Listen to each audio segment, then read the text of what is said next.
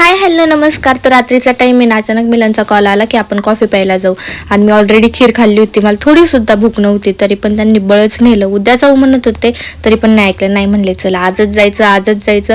त्यांना तर कॉफी आवडतच नाही, ते कायम मीच कॉफी पिते, त्याच्यामुळे एकच कॉफी घेतली. त्यात दोघं जण पिलो आम्ही, कारण मलाही नव्हती की प्यायची अशी मनापासून. आणि मग घरी जायचं होतं, तृषा आईंकडे होती कॉफी प्यायला, आम्ही दोघेच आलो होतो म्हणून घरी पण सगळ्यांना कॉफी पार्सल घेतली. मिलनचे एक फ्रेंड भेटले होते, ते त्यांच्याशी थोड्या वेळ तिथे बोलत होते, तोपर्यंत मी छोटे क्लिप्स घेतले. त्याच्यानंतर घरी आलो, तृषा इथे होती आईंकडे. मग ती नाटक करत होती ब्लँकेटमध्ये झोपायचं, आणि तिथे खाली झोपली होती. रौद्रला वगैरे कॉफी दिली. आणि त्याच्यानंतर मागे आजी होत्या, आजींनी इतक्या गप्पा मारल्या ना माझ्यासोबत. मी ते स्टोरीला टाकणार आहेत की त्या काय काय बोलत होत्या. जेवढं मला क्लिक करता आलं तेवढं मी त्यांना ते घेतले, त्यांच्या छोट्या क्लिप्स. कॉफी दिली आजींना, मग गप्पा मारल्या. येणारे म्हणलं इकडे रानामध्ये आपल्या घरी, असं तर सांगत होता मला घ्यायला, कधी येते कधी पाठवती.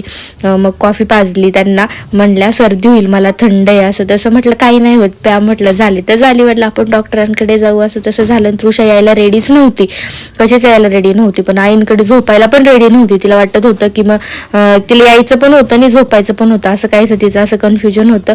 फायनली रडत तिला घेतली. आणि मग आता लेट पण खूप झाले, तिला झोपही आलेली आहे, मॉर्निंगला स्कूल आहे, असं काही 7चा दिवस होता. बाय.